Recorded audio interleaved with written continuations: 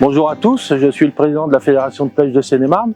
Je souhaitais vous parler de la restauration écologique de l'Yerre, petite rivière qui m'a vu faire mes premiers pas au niveau de la pêche.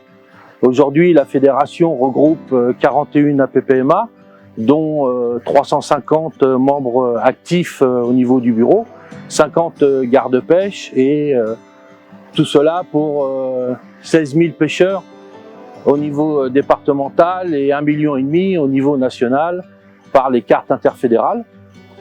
La fédération a eu la confiance des financeurs pour restaurer ce cours d'eau, bien entendu à travers une entreprise spécialisée. Et notre directeur technique vous apportera plus d'éléments et plus d'informations sur le travail accompli. En mars 2015, lors d'une manœuvre, le clapet basculant de Soignies-en-Lambris s'est déchaussé. Cela a provoqué l'abaissement de la ligne d'eau d'1,50 m sur 2 km en amont de la rivière. Suite à cela, ça a modifié les usages, aussi bien au niveau de la pêche, paysager qu'agricole. Tous les acteurs locaux se sont donc réunis autour de la table pour trouver une solution. Après cette phase de concertation, les différents acteurs locaux ont sollicité la Fédération de Seine-et-Marne pour la pêche et la protection du milieu aquatique afin de porter la maîtrise d'ouvrage des travaux de restauration de continuité écologique. La Fédération a accepté le projet sous les conditions que le projet soit ambitieux, c'est-à-dire qu'en plus de restaurer la continuité écologique, il y a un vrai travail qui soit fait sur la restauration de la rivière, retrouver ses fonctionnalités en zone humide et autres, et aussi travailler sur l'aspect paysager au niveau de la commune et l'aspect des usages comme la pêche de loisirs et l'agricole par rapport au nouvel aspect de la rivière. La Fédération a lancé l'étude en 2016 en collaboration avec les membres du comité de pilotage que sont la commune, les services de l'État, le département, le syndicat de rivière, ainsi que l'agence de l'eau Seine-Normandie, l'un des partenaires financiers principaux. Avant la création du clapet, un lavoir avec un petit seuil transversal existait pour conserver de l'eau l'été aux habitants. Du coup, suite à la suppression du clapet, des altérations sont apparues. On avait un lit mineur trop large, sans substrat caillouteux, avec des berges abruptes et nues. On avait aussi des zones humides qui étaient dégradées, déconnectées du lit mineur. Les travaux hydrauliques réalisés dans les années 80 ont coupé à blanc la ripisylve, surélargi le lit mineur, détruit le lavoir et amené à la réalisation du clapet. L'abaissement du clapet a limité certains usages, dont la pêche au cou qui était devenue difficilement praticable.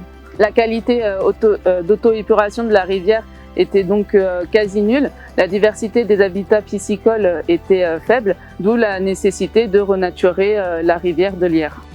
Après 2 années d'études, des aménagements techniquement et financièrement acceptables ont été définis pour redonner un aspect fonctionnel à la rivière en intégrant l'aspect paysager pour les riverains et notamment au niveau des usages que sont l'agriculture avec la pose de clôture et d'abreuvoir, mais aussi l'usage de la pêche, notamment la pêche au cou, en retrouvant une alternance de zones rapides et surtout de zones profondes pour pouvoir pêcher. Avec l'aide de la commune, la Fédération de pêche de Seine-et-Marne a présenté le projet aux 75 propriétaires riverains ainsi qu'aux 5 exploitants agricoles concernés par ce projet. Nous avons pu leur rencontrer, leur présenter les aménagements sur chacune de leurs parcelles et adapter selon leurs contraintes. Le projet et les travaux ont aussi été présentés en enquête publique. Au final, l'ensemble des propriétaires a signé les conventions d'autorisation des travaux, dont une personne pendant les travaux en voyant le résultat chez ses voisins. C'est donc au bout de 2 années d'instruction réglementaire et de concertation que la Fédération de pêche de Seine-et-Marne a pu débuter les travaux. Le phasage était nécessaire car les conditions sont compliquées en période de crue et il faut respecter le cycle biologique des poissons. Le brochet se reproduit en début d'année puis c'est au tour des poissons blancs. Les travaux ont donc démarré de septembre à décembre 2020 puis ont continué de septembre à novembre 2021. Pour réaliser ces travaux, la rivière a été sélectionnée en tronçons de 300 mètres où, à l'aide d'une pompe, le niveau a été abaissé au minimum. Dans chacun de ces tronçons, une pêche de sauvegarde a été réalisée par la Fédération de pêche de Seine-et-Marne. Au total, c'est 22 espèces, dont 1,5 tonne de poissons, qui ont été sauvées.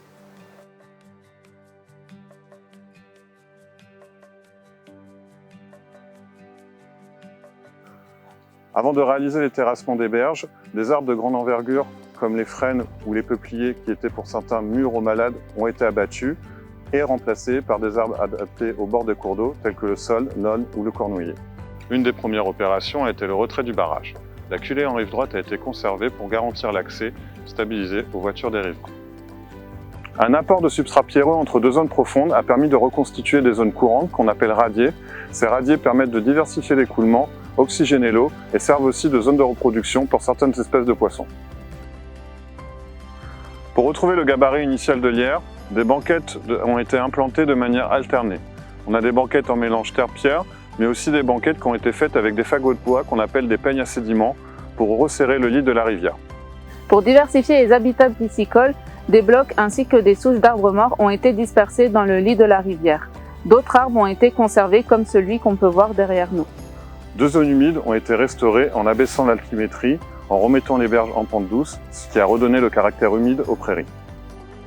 La première zone humide restaurée se situe en amont du pont de Soignol, ce qui a permis de déboucher une de ces arches de crue et ainsi limiter le risque d'inondation au niveau du village.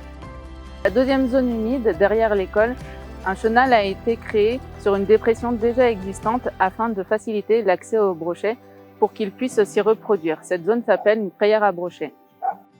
En plus d'être bénéfiques pour la biodiversité, les zones humides permettent de gérer la quantité de l'eau en la stockant en période de crue et en la relarguant en cours d'eau en période estivale. Cela permet de limiter le risque d'inondation sur les communes à l'aval de Soignol. Pour permettre aux animaux de s'abreuver, 5 abreuvoirs rustiques au fil de l'eau ont été aménagés le long du cours d'eau.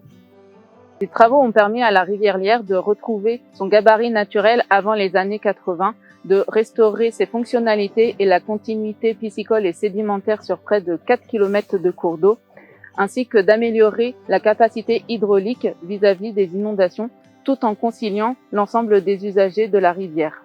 La Fédération de pêche de Seine-et-Marne a fait en sorte que ces travaux soient un exemple pour les gestionnaires du milieu aquatique sur le territoire seine-et-marnais. Voilà, l'essentiel vous a été présenté par Maxime et Wendy. Ce projet est un projet ambitieux pour la fédération et bien entendu tous ses acteurs, principalement les élus et les financeurs. Ce projet porte déjà ses fruits.